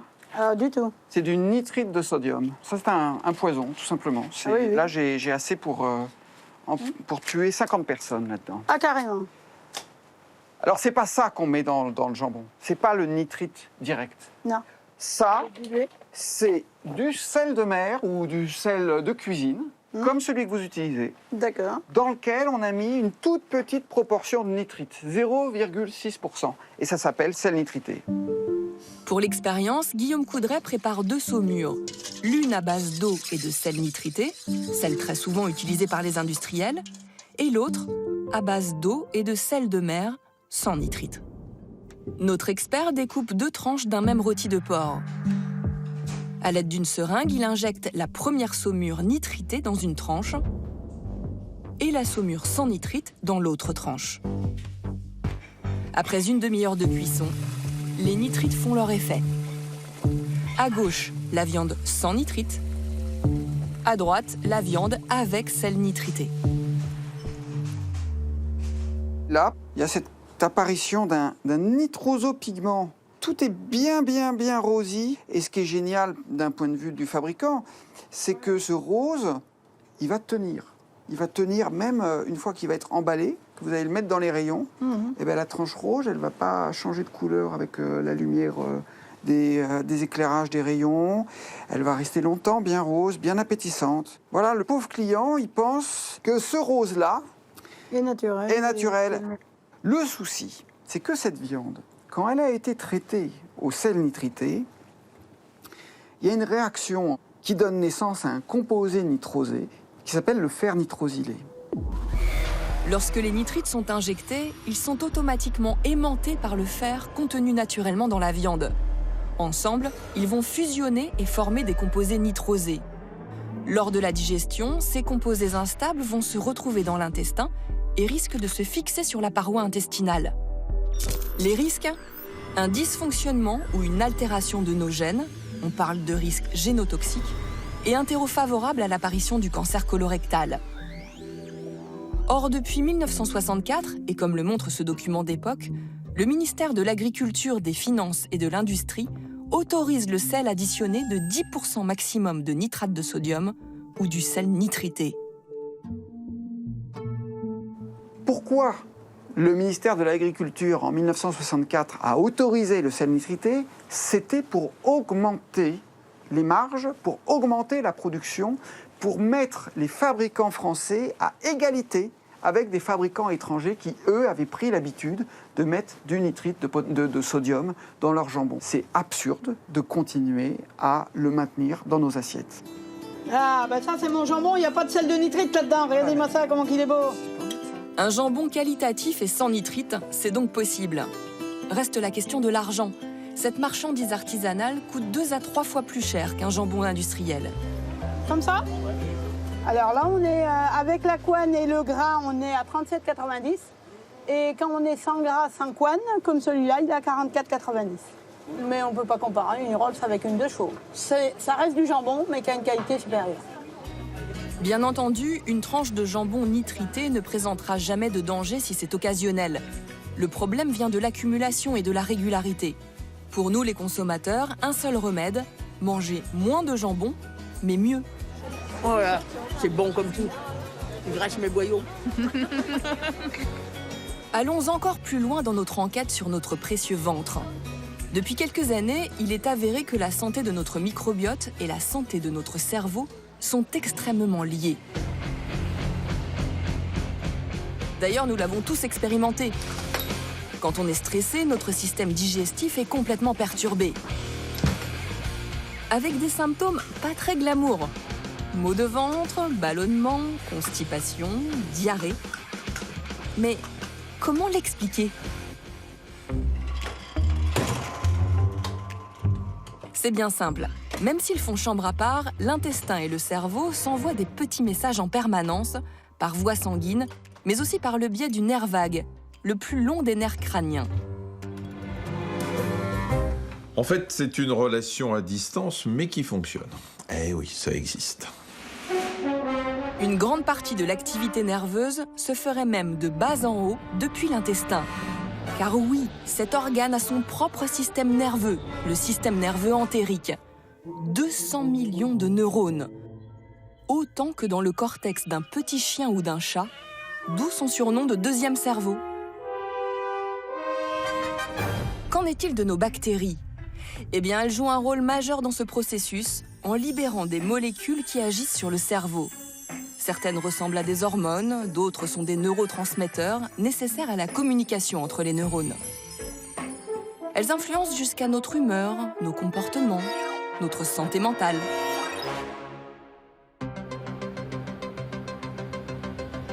Pour le prouver, les chercheurs travaillent sur des souris élevées sans bactéries intestinales, ici à gauche, versus des souris normales, ici à droite. On les place dans une situation de stress sur une petite plateforme qui leur est inconnue et on observe. Résultat, la souris sans microbiote n'ose pas s'aventurer hors de la plateforme, contrairement à la souris avec microbiote.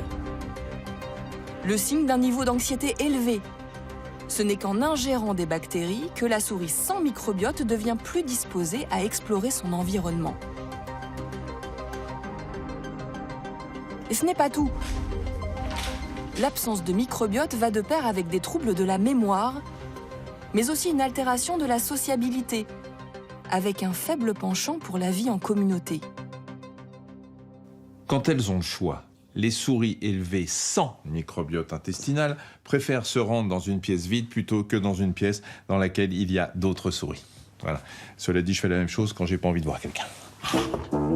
Plus déroutant encore, cette autre étude qui prouve que transférer le microbiote d'une souris dépressive à une souris qui ne l'est pas revient à lui transmettre sa dépression. Reste à voir ce qu'il en est chez l'être humain. À ce stade, on sait que certaines maladies mentales s'accompagnent souvent de troubles intestinaux. C'est le cas pour l'autisme, les troubles bipolaires ou encore la dépression. De là à imaginer, moduler et soigner le microbiote pour traiter le cerveau, il n'y a qu'un pas que certains n'ont pas hésité à franchir. Nous allons franchir ce pas en allant à Marseille pour rencontrer des médecins qui travaillent sur les liens entre microbiote et santé mentale. Est-ce que, comme beaucoup de gens, tu as vu un psychiatre un jour dans ta vie? Un psychiatre, oui, ça m'est arrivé. Une fois, je crois. D'accord, me dis pas pourquoi. Est-ce que le psychiatre t'a parlé de ton tube digestif, de ton ventre? Eh ben non, et il devrait, car on est d'accord, le ventre, c'est le deuxième cerveau. Absolument, c'est ce qu'on dit. Alors ici, à Sainte-Marguerite, on va rencontrer un psychiatre et une infirmière spécialisée qui sont presque plus obsédés par ce qui se passe dans le ventre que dans le cerveau, parce qu'ils ont prouvé que les deux étaient extrêmement liés. Et tu vas voir, je pense que tu n'as jamais vu ça dans un hôpital. Regarde. Voilà, super. Alors du coup... Mais c'est une épicerie. Ouais, et c'est étonnant, on est quand même en plein hôpital, là, si tu veux. Et voici. Merci. Si vous voulez du persil, je vous laisse servir, il est là-bas. Ah oui. Bonjour Guillaume, bonjour Christelle. Bonjour Michel, bonjour. Bonjour, enchanté. Alors, ça fait combien de temps qu'on sait comme ça que l'intestin et le cerveau sont liés? Les premières découvertes, ça remonte à 2009 en fait. Et par contre, ça a mis du temps à passer dans la pratique clinique. Donc ça fait à peu près 5 ans maintenant que ça commence vraiment à changer les pratiques. Et donc c'est prouvé que l'alimentation, quelque part, peut soigner même des maladies mentales? Complètement. Alors on a des méta-analyses maintenant, donc c'est des combinaisons d'études. Donc il y a plus de 50 études de grosse taille dans plusieurs pays qui ont été combinées et qui prouvent qu'une alimentation de ce type, donc riche en légumes et en fruits, ça diminue le risque de dépression, donc de 15% pour les fruits et de 9% pour les légumes. Et à l'inverse, d'avoir une alimentation inflammatoire comme l'alimentation majoritaire en France, ça augmente de 33% le risque de dépression. Et chez les gens qui ont des dépressions, il est prouvé que changer d'alimentation, et c'est ce qu'on recommande tous les jours dans le centre expert, ça améliore les symptômes de dépression. Parce que parmi ces symptômes, il y a le manque d'énergie, les troubles du sommeil, les troubles de l'appétit aussi. Et ça, c'est directement lié à l'alimentation. On parle de quoi comme maladie? Santé mentale, c'est quoi?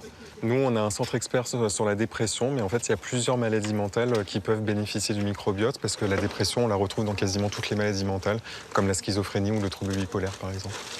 Juste un mot là-dessus, c'est le personnel soignant qui vient là? Tout à fait. Pour manger sainement. C'est vous qui avez imposé ça? Non, c'est pas moi qui ai imposé ça, ça a été une initiative de la direction et c'est vraiment génial parce qu'en fait, on a une direction qui a compris que l'hôpital, en fait, c'est un lieu qui soigne et que le premier soin, c'est l'alimentation. Et donc là, on a en fait des produits locaux et de saison qui sont proposés aux soignants pour prendre soin de leur propre microbiote. Et pourquoi on ne propose pas ce choix aux patients? On est en train de mettre en place un programme de transition de l'alimentation pour justement augmenter la part des produits locaux dans l'alimentation des patients à l'hôpital.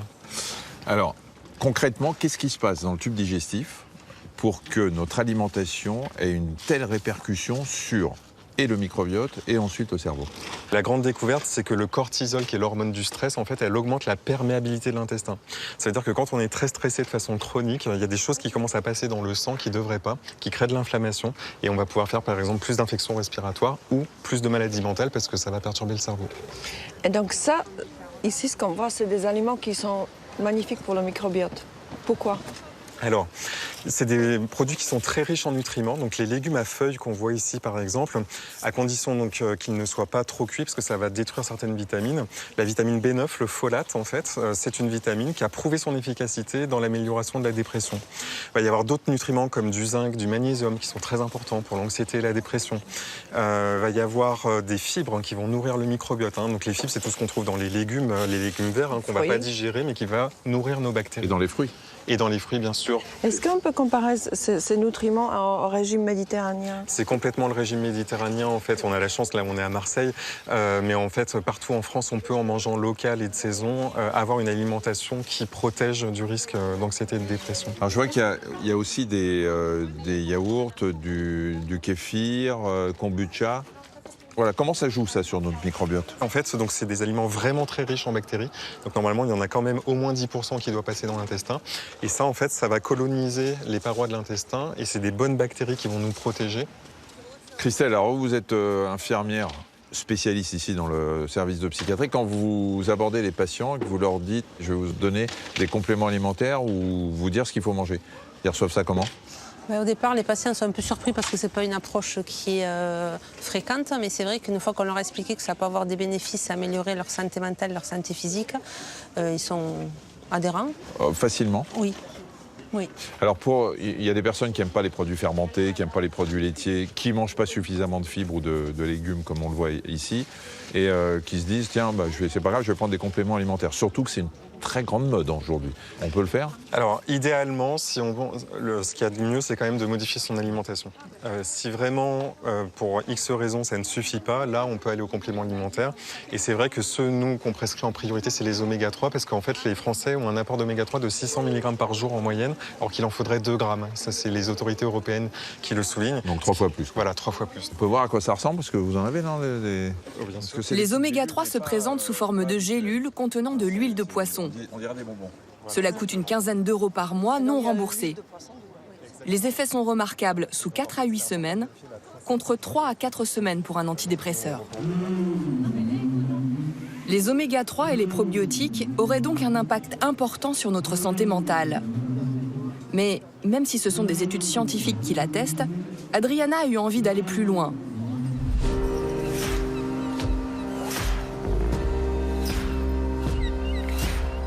Suite à un appel à témoins, elle a décidé de rencontrer Annick. Elle est dentiste à la retraite, mariée, mère de 2 enfants et grand-mère de 3 petits-enfants. Si souriante sur les photos, Annick est pourtant dépressive depuis l'adolescence, avec plus tard des tentatives de suicide, jusqu'à ce qu'elle découvre les travaux de Guillaume Font. Elle rencontre pour la première fois aujourd'hui celui qui a changé sa vie sans le savoir. Bonjour Annick. Alors, vous aviez très envie de rencontrer Guillaume, je pense. Est-ce que vous pouvez me raconter pourquoi ? Parce que je suis dépressive ou maniaco-dépressive ou bref, en même temps qu'une énergie énorme depuis plus de 30 ans. Ensuite, j'ai été plus ou moins mal suivie avec des psychothérapies dites comportementales, bref. Néanmoins, je suis depuis 30 ans passée, malgré mes grandes activités, par des phases de découragement, de tristesse, d'angoisse profonde qui m'ont amenée à être réhospitalisée plusieurs fois et puis à prendre beaucoup de médicaments sans trouver de solution. Parce que le médicament antidépresseur ne marchait pas ? Si, marchait, mais disons que ça faisait quelques années que je disais au psychiatre qui m'a suivie pendant 15 ans facilement, « Docteur, j'ai résolu beaucoup de mes problèmes de jeunesse, d'enfance, de rupture, etc. Je sens que chez moi, c'est chimique. » Et la réponse était toujours « Ah bon ?» Jusqu'au moment où, il y a 5-6 ans, je ne sais pas exactement, j'ai trouvé les sites YouTube de Guillaume Font qui parlaient du microbiote. Mais pourquoi ? Parce que vous aviez des problèmes digestifs ou... Oui. Ah. Donc vous avez une dépression, Voilà. mais aussi le problème digestif. Voilà. Dans des périodes où j'étais plutôt en phase soit d'angoisse, soit de dépression, j'étais sujette à des diarrhées motrices. C'est pas très élégant d'en parler comme ça, mais c'est irrépressible. Et ça fait maintenant 5 ans que je prends des oméga 3, du zinc, de la vitamine D, et que j'ai adapté mon régime habituel de nourriture. Donc je me porte très bien. Ce cerveau dont on dit que c'est le deuxième, je pense que c'est le premier, en fait. Là, comme Annick l'a bien décrit, la source du problème, en fait, elle se trouvait peut-être dans son intestin et pas dans son cerveau. Et maintenant, on ne peut plus prescrire un antidépresseur sans penser aussi aux oméga 3, à la vitamine D, au zinc, aux probiotiques, qui sont recommandés dans les recommandations internationales de psychiatrie. Ça, c'est depuis 2022, c'est extrêmement récent. Et donc aujourd'hui, vous prenez des oméga 3, ça fait 1 an. Et des antidépresseurs, vous prenez toujours? Alors, les antidépresseurs, avec l'accord de mon psychiatre traitant, on les diminue. Donc, j'en suis à 2/3. Ça va passer à 1/2 dans pas longtemps. Bravo. Donc, je suis très contente. Annick est l'incarnation des liens entre microbiote et dépression. Mais les troubles psychiques concernés sont bien plus vastes. C'est ainsi que nous avons rencontré une famille dont l'un des enfants est atteint de troubles du spectre autistique. C'est le cas de 700 000 personnes en France. Un Français sur 100. Des chiffres en constante augmentation. Léo est né en juin 2010. Sa mère, Christine, a très vite remarqué quelque chose d'atypique chez son deuxième enfant. Léo, sur cette vidéo-là, il a 13-14 mois à peu près. Il est assis par terre et il fait des mouvements très stéréotypés avec les bras. Ce mouvement répétitif des mains, c'est ce qu'on appelle le flapping, un des signes caractéristiques des troubles du spectre autistique. À l'âge de 4 ans, le diagnostic est enfin posé. Léo est concerné. Donc là, c'est une photo de Léo aujourd'hui, là, en 5e, donc, qui est très récente. Et c'est un garçon quasiment comme les autres. Les progrès impressionnants de son fils s'expliquent par plusieurs facteurs, dont l'un est assez inattendu. Un changement radical d'alimentation. Bon, là, après, c'est avec son frère. À 2 ans, Léo ne marche pas. Il passe des heures à fixer les lumières de ses jouets qui clignotent ou encore les pales du ventilateur. À 3 ans, il n'a pas encore prononcé un seul mot. Mais ce qui inquiète toujours plus ses parents, ce sont ses douleurs au ventre qui le replient sur lui-même. Comme il était complètement figé sur lui-même, un jour, je l'ai amené chez une ostéopathe qui déjà lui a fait du bien et qui m'a dit « Vous devriez regarder s'il a des intolérances alimentaires ». Et il s'est avéré qu'il avait 39 intolérances, dont le gluten et la caséine, qui est la protéine du lait. Et au bout de 3 jours en fait, de changement de régime, il s'est passé un phénomène assez extraordinaire et totalement inattendu, puisque nous, on était vraiment concentrés sur son ventre, c'est qu'il ne parlait pas et il s'est mis à parler. Là où il disait 2-3 mots, il a fait des phrases, sujet, verbe, complément. Là où il marchait difficilement, il trottinait. Fort de ce petit miracle, les parents décident de continuer ce régime alimentaire, aidés par un généraliste calé en nutrition. En parallèle, Léo suit tout un programme de rééducation qui comprend des séances d'orthophonie, de psychomotricité et d'ergothérapie. 10 ans plus tard, il a rattrapé son retard. C'est bien passé ta journée ? Oui, très bien. Aujourd'hui en 5e dans un collège ordinaire, Léo suit une scolarité normale. Mais avant ses 6 ans, il ne prononçait pas un mot à l'école. Est-ce que tu as été dans cette classe ? Non. Et dans celle-là. Il se souvient de ce moment incroyable, 2 jours avant la fin de sa dernière année de maternelle. Bonjour, comment vas-tu depuis toutes ces années ? Ce jour-là, quand j'ai commencé à parler à l'école, je m'en souviens très très bien. Je suis rentrée dans la salle de classe et il y a quelqu'un qui m'a dit bonjour. Et je lui ai dit bonjour et il était très étonné. Après, Il était là pour voir si je parlais bien et il m'a fait répéter des mots. Et du coup, je répétais les mots et ensuite on a commencé à parler. Et là, c'était la première fois qu'à table, j'engageais vraiment la conversation. Parce qu'avant, j'étais là. Et 3 ans après, quand je l'ai retrouvé en CE2, il parlait de mieux en mieux, en étant de plus en plus à l'aise, devant de plus en plus de monde. Voilà. Son évolution, elle a été vraiment constante et très positive voilà, jusqu'à aujourd'hui. Christine en est convaincue. Cette évolution a été possible en partie grâce à ce régime alimentaire très strict et très contraignant. Car le gluten et la caséine se cachent dans de nombreux produits. Des aliments industriels, mais aussi de nombreux biscuits, gâteaux, bonbons et même des tablettes de chocolat. Christine a dû faire le grand ménage dans sa cuisine. Alors, ce qu'il n'y a pas dans mes placards, en fait, il n'y a aucune farine avec gluten, notamment la farine de blé. Il n'y a pas de pain de mie, etc. Il n'y a pas de produits laitiers non plus. Il n'y a pas de yaourt, il n'y a pas de crème fraîche, il n'y a pas de beurre, il n'y a pas de lait. Donc, pour arriver à reproduire des textures qui ressemblent à du gluten, on est souvent obligé de mélanger plusieurs farines. Donc, j'utilise beaucoup la farine de sorgho, celle-là, la farine de riz, c'est les deux de basiques, et ensuite souvent mélangée à de la fécule. Donc là, il y a de la fécule de pommes de terre ou de la fécule de tapioca. Mais c'est vrai que les premiers mois ont été quand même assez compliqués. On avait l'impression qu'on ne pouvait plus rien manger. Depuis, toute la famille s'est adaptée en veillant à éviter les carences. Christine doit cuisiner tous les repas de son fils. Au menu aujourd'hui, poulet au curry et lait de coco avec des légumes. J'allais avec un sac avec de la nourriture sans gluten à la cantine. Oui, ça, je me souviens déjà. Oui, ça a commencé déjà en petite section. Je vais mettre un petit peu d'huile dans l'eau parce que les pâtes sans gluten, elles ont tendance à coller. Ça me faisait bizarre de manger autre chose que mes camarades. Maintenant, c'est à eux que ça leur fait bizarre. Parce que je mange pas la même chose qu'eux. Et il y a toujours des gens qui viennent me voir à la cantine pour savoir ce que c'est, ça. Comment l'éviction de certaines catégories d'aliments peut-elle améliorer des symptômes liés aux troubles du spectre autistique ? C'est bon.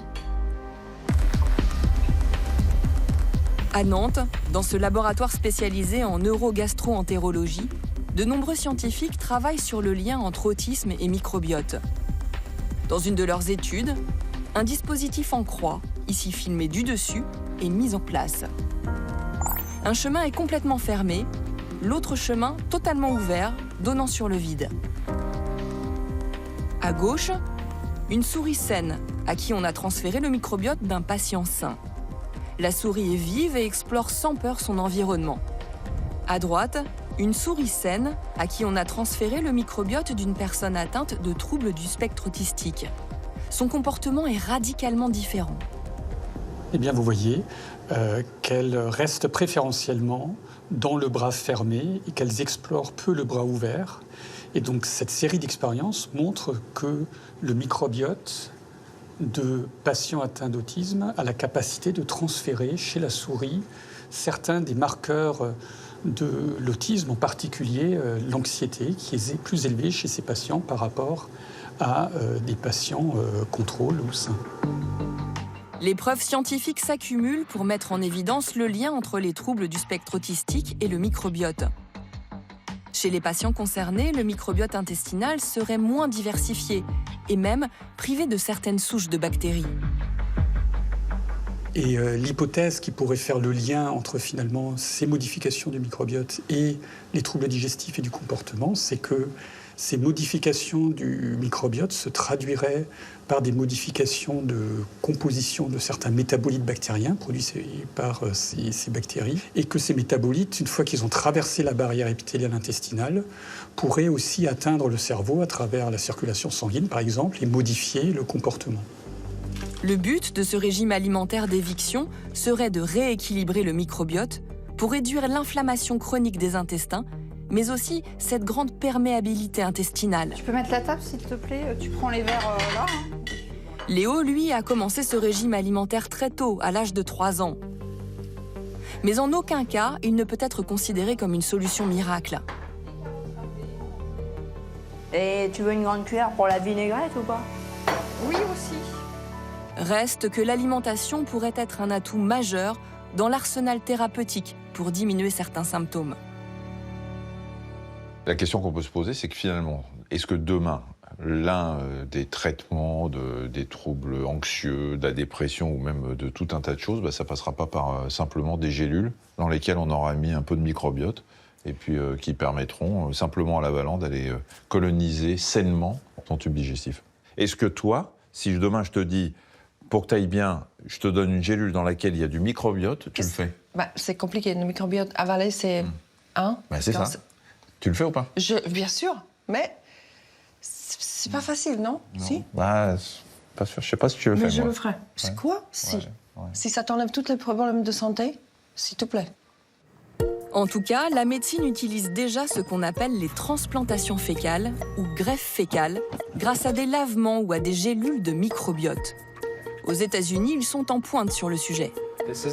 Voici la gélule.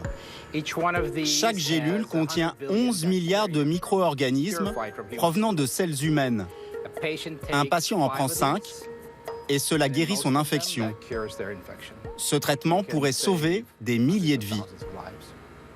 Une simple gélule à base d'excréments humains déshydratés pourrait bientôt révolutionner notre façon de soigner certaines maladies. Le docteur Korutz est le pionnier de la greffe fécale aux États-Unis. On prend des bactéries contenues dans des selles humaines de donneurs en bonne santé et on les transplante dans le côlon de patients dont la flore intestinale est abîmée. Amanda Cabbage a été l'une de ses premières patientes. Un matin, elle se réveille avec d'intenses douleurs abdominales. Je me rappelle très précisément ce dimanche où j'ai remarqué du sang dans mes selles. Très vite, j'ai eu des diarrhées chroniques. Je devais courir aux toilettes plus de 20 fois par jour. En 2 mois, j'ai perdu plus de 10 kilos. Ils m'ont diagnostiqué une infection à Clostridium difficile. Le généraliste d'Amanda lui prescrit 4 traitements d'antibiotiques consécutifs. Mais les symptômes reviennent et se font toujours plus intenses. Son calvaire dure plus d'1 an.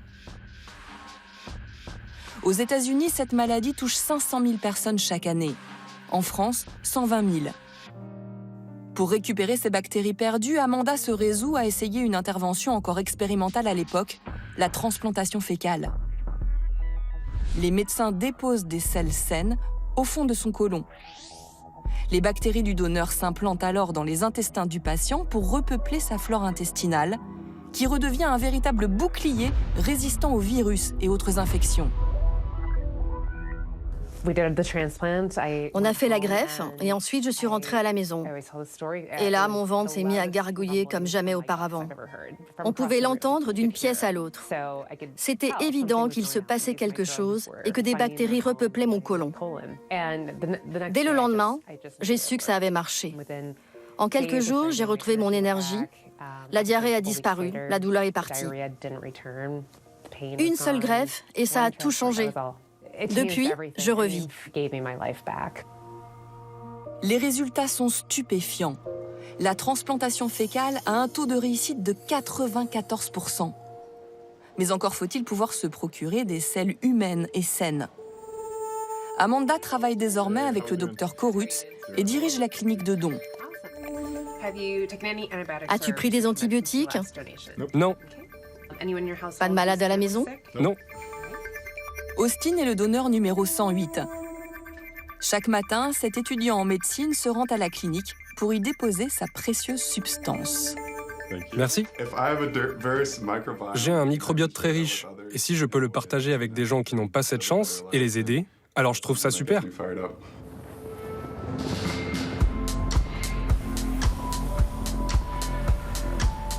L'Université du Minnesota est devenue la principale banque d'échantillons de sel aux États-Unis. C'est un don qui a été recueilli ce matin. Avec un don comme celui-ci, on peut réaliser environ 30 à 40 doses. Le processus de transformation prend en moyenne 3 heures. Les produits sont stockés à moins 60 degrés et peuvent être conservés jusqu'à 7 ans. Aux États-Unis, les excréments humains, qu'on surnomme l'or liquide, sont officiellement devenus un médicament. La Haute Autorité américaine de la santé vient d'autoriser la commercialisation du premier traitement créé par un laboratoire privé. Problème, son prix. 9 000 € non remboursés.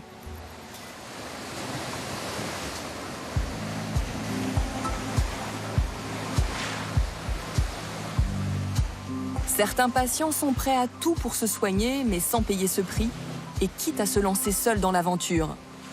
C'est le cas de Ricky Spiess. Il y a quelques années, un médecin lui prescrit des gouttes antibiotiques pour soigner une infection à l'œil. À ce moment-là, sa vie bascule. Les douleurs abdominales étaient atroces à chaque fois que je mangeais. Je ne pouvais pas sortir de chez moi. À l'époque, j'étudiais à l'université. J'ai dû abandonner mes cours car je ne pouvais pas rester assis en classe.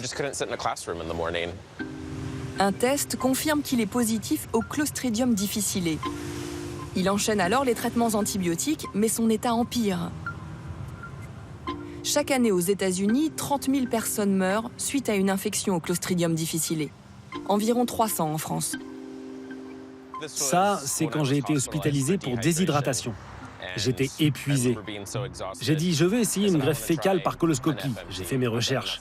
Et mon médecin m'a répondu, désolé, je ne peux pas le faire.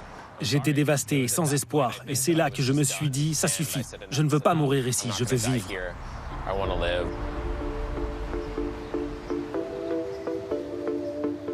Après avoir épuisé tous les traitements classiques, Ricky surfe sur Internet en quête d'une autre solution. C'est là qu'il découvre un tutoriel sur les greffes fécales maison. Il vous faudra un sac plastique et un récipient. Et ensuite, vous vous allongez sur votre côté gauche et vous insérez le lavement. Je savais quel site web était fiable. Il fallait que je me procure un mixeur, de l'eau saline, une poche de lavement. Et j'ai été surpris de voir que tout cela ne m'avait coûté que 40 €. Reste à trouver un donneur. Ricky se tourne naturellement vers son partenaire, Kevin, aujourd'hui devenu son mari. Kevin accepte immédiatement. Au début, je n'étais pas à l'aise avec l'idée de le lui demander. On était ensemble depuis 3 ans à l'époque.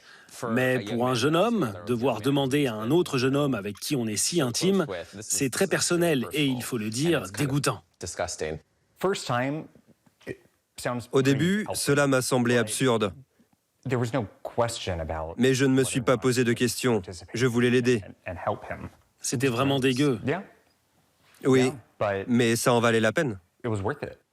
Le couple ne fait pas d'analyse médicale pour s'assurer que Kevin n'est porteur d'aucune maladie. Cela présente évidemment un énorme risque qui aurait pu, dans le pire des cas, conduire à la mort de Ricky. Ce n'est pas parce qu'il s'agit du conjoint que ce n'est pas dangereux.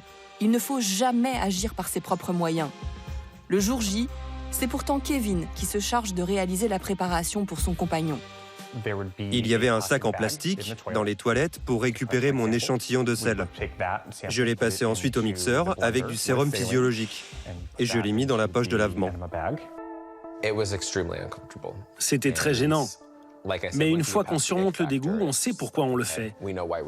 C'était la seule chose qui pouvait me sauver. Dès la première greffe, Ricky se sent mieux. Je me souviens, je n'ai rien mangé, je suis allé me coucher tôt et dès le lendemain, je me suis senti différent. Je suis entré dans le salon et j'ai dit « Kevin, ça a marché ». Il était là « Mais non ». J'ai dit « Si, ça a marché ». Je n'avais plus mal au ventre, je n'avais plus de diarrhée.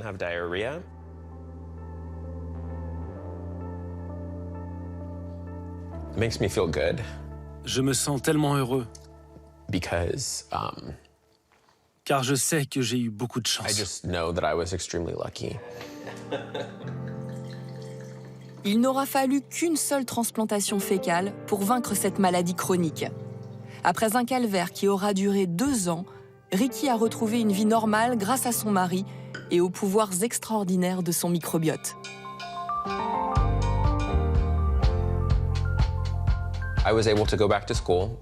J'ai pu retourner à l'université pour finir mes études Et je travaille à plein temps. J'adore ce que je fais. Et je suis marié à un homme incroyable qui m'a sauvé la vie.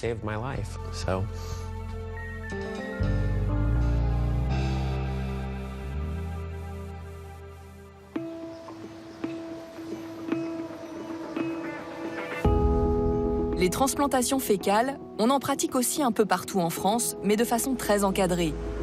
Nous sommes même l'un des pays les plus avancés en la matière.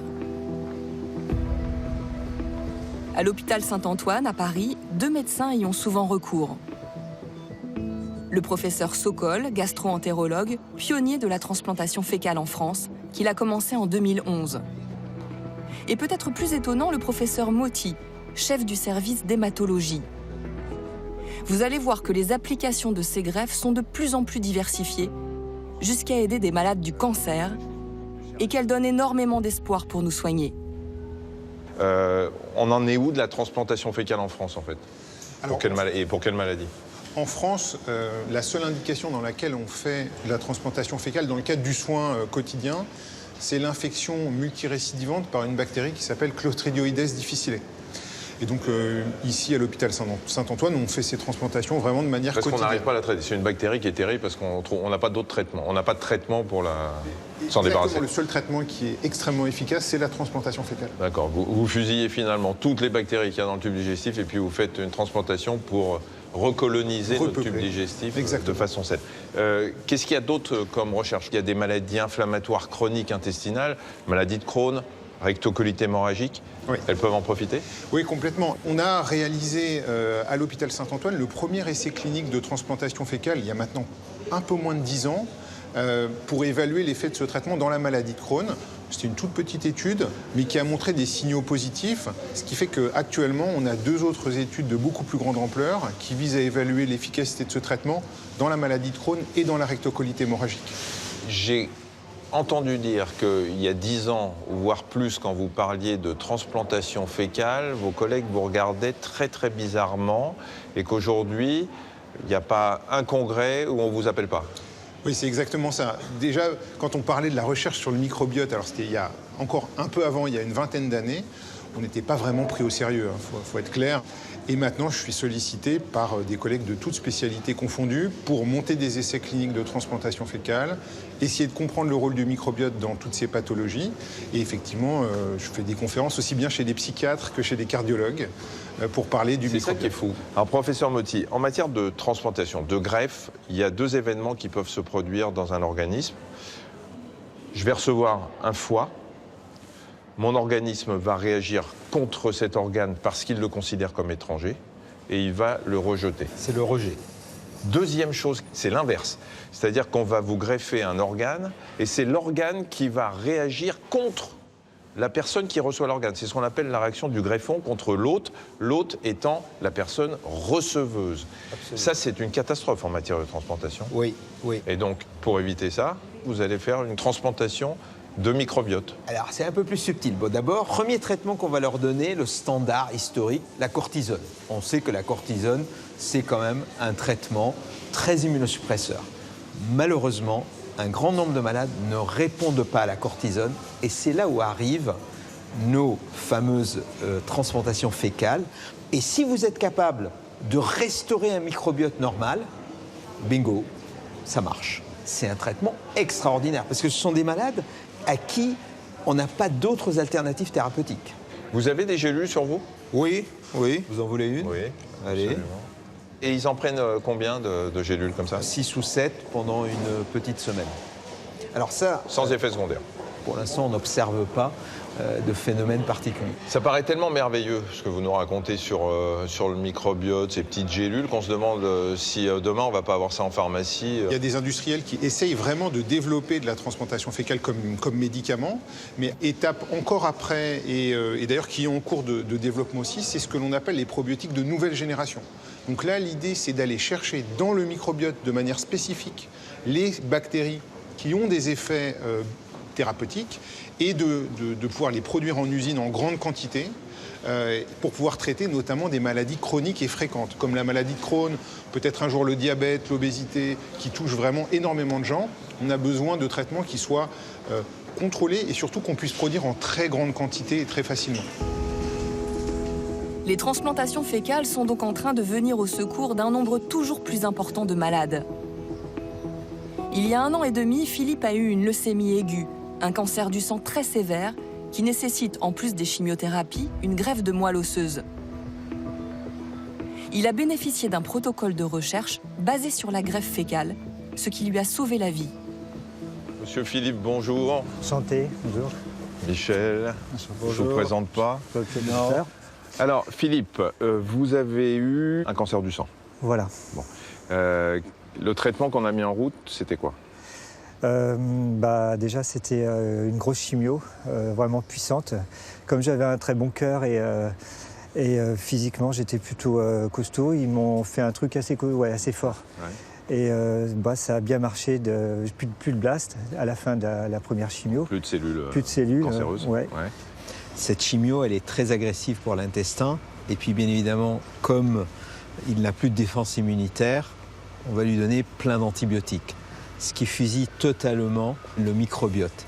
Et c'est là où on lui a proposé un protocole avec des gélules à partir de matière fécale. Et l'intérêt de ça, c'est d'abord de diminuer les effets secondaires de cette chimiothérapie intensive, et puis surtout de bien préparer les malades à la greffe qui va arriver plus tard, parce qu'une des complications qu'on a, c'est la réaction de greffe, où là, il peut y avoir un gros conflit immunitaire entre lui et son donneur. Or, vous voyez, il se porte comme un charme. Le donneur, c'est mon fils qui a 21 ans, et ça s'est hyper bien passé. La moelle. Il vous a donné sa moelle. Voilà. Comment vous avez vécu quand on vous a dit que ça allait être des gélules fabriquées à partir de sel? Tous les docteurs que j'ai vus avant m'ont dit que j'avais vraiment de la chance de pouvoir participer à ce protocole, donc j'ai foncé. Est-ce que finalement ce traitement avec le microbiote vous permet d'augmenter les doses de chimiothérapie, qu'elles sont mieux supportées et donc plus efficaces et donc plus de chances de guérir du cancer? C'est exactement ce scénario-là. Indirectement, en palliant à ces effets secondaires, ça nous permet de délivrer ce qu'il faut comme chimiothérapie, d'être efficace contre le cancer du sang, contre la leucémie. Donc, indirectement, il y a obligatoirement une contribution à l'efficacité. Est-ce que ça veut dire que demain, tous les patients qui vont être sous chimio auront leurs petites gélules? C'est un scénario très probable. Honnêtement, je leur souhaite. Difficile de ne pas être impressionné par les perspectives thérapeutiques liées au pouvoir de nos bactéries intestinales. Et impossible de clore cette enquête sans aller à la rencontre du pape du microbiote en France. Joël Doré travaille depuis plus de 30 ans sur le sujet. Il a toujours eu un train d'avance. Bonjour Joël. Alors, comment voit-il l'avenir? Très heureux. Ravi. Vous aussi, Joël est une sommité mondiale en matière de recherche sur le microbiote. Et alors, je suis très jaloux de Joël parce que tu te souviens que je t'avais dit quel était mon rêve le plus cher? D'avoir une bactérie à mon nom. Oui. Tu te souviens de ça? Comme des étoiles dans le ciel. Comme les étoiles, Joël, il a une bactérie à son nom. C'est vrai ou pas, Joël? Doréa, oui, effectivement. Ouais. Oh, une bactérie intestinale, hein. Aujourd'hui, Joël Doré et ses équipes pilotent un gigantesque projet qui vise à collecter un nombre impressionnant de données sur le microbiote des Français. Le but, mieux nous soigner. Et on peut tous participer à ce projet. Joël, vous avez un énorme projet qui s'appelle French Gut. Le microbiote français, c'est un projet dans le cadre duquel on envisage de recruter 100 000 volontaires en France, une échelle qu'on n'avait jamais atteinte jusque-là. Et l'idée est de vraiment construire la référence au niveau national du microbiote intestinal. Alors à peu près moitié-moitié personnes en bonne santé et patients dans plein de pathologies diverses et variées en fait. 100 000 personnes qui vont être donatrices, qui vont donner un petit peu de leur sel. Qui sont volontaires pour un don de sel. Et puis un petit questionnaire également qui va nous renseigner sur les habitudes de vie, sur les habitudes alimentaires et sur l'état de santé. Comment ça va nous aider? Qu'est-ce qu'on va faire avec cette information?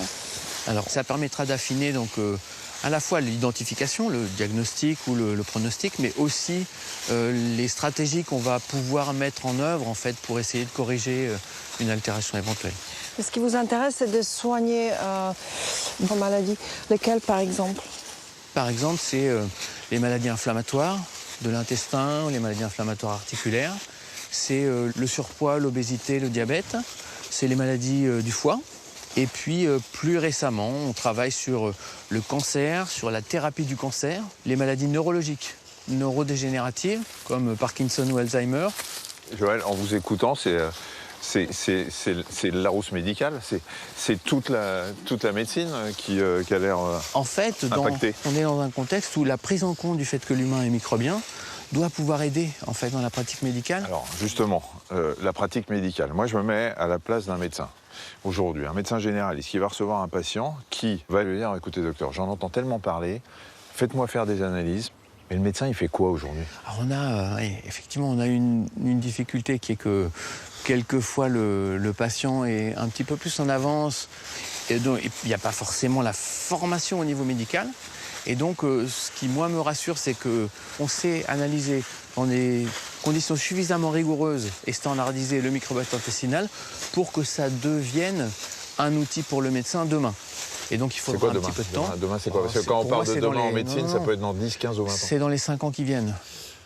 Joël, il y a encore beaucoup de choses à faire en médecine. Il y a toujours mieux, il y a toujours plus, il y a toujours des progrès à envisager, mais on est déjà à un stade incroyable dans la connaissance de ce microbiote. Ouais, j'ai vu le domaine évoluer pendant presque 40 ans et on va pouvoir aider, contribuer énormément à prévenir les maladies, à guérir des patients. Donc on est sur ce terrain-là où l'espoir peut être légitimement très élevé. Le terme de révolution en médecine est souvent galvaudé, là on peut en parler? Oui. Pour moi, on est dans un contexte de révolution et cette connaissance-là, elle est vraiment en train de nous autoriser de faire un pas énorme.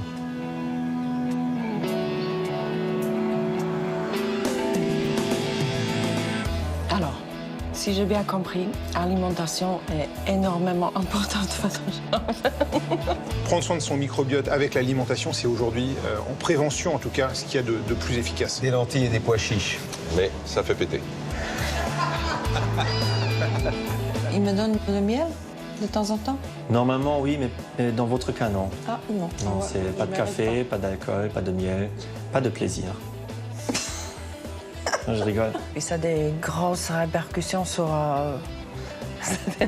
c'est des grosses répercussions... Je pense que tu peux la refaire à la fin. Et encore, c'est que des échantillons. Toi, Alexis, 12 ans d'études. Faut porter un sac. Tu stresses les gens, tu sais ça, non? Ouais, t'es pas rassurant du tout. T'as un coming out après 6 ans de On voulait te dire, ça fait 11 ans que tu nous fais chier.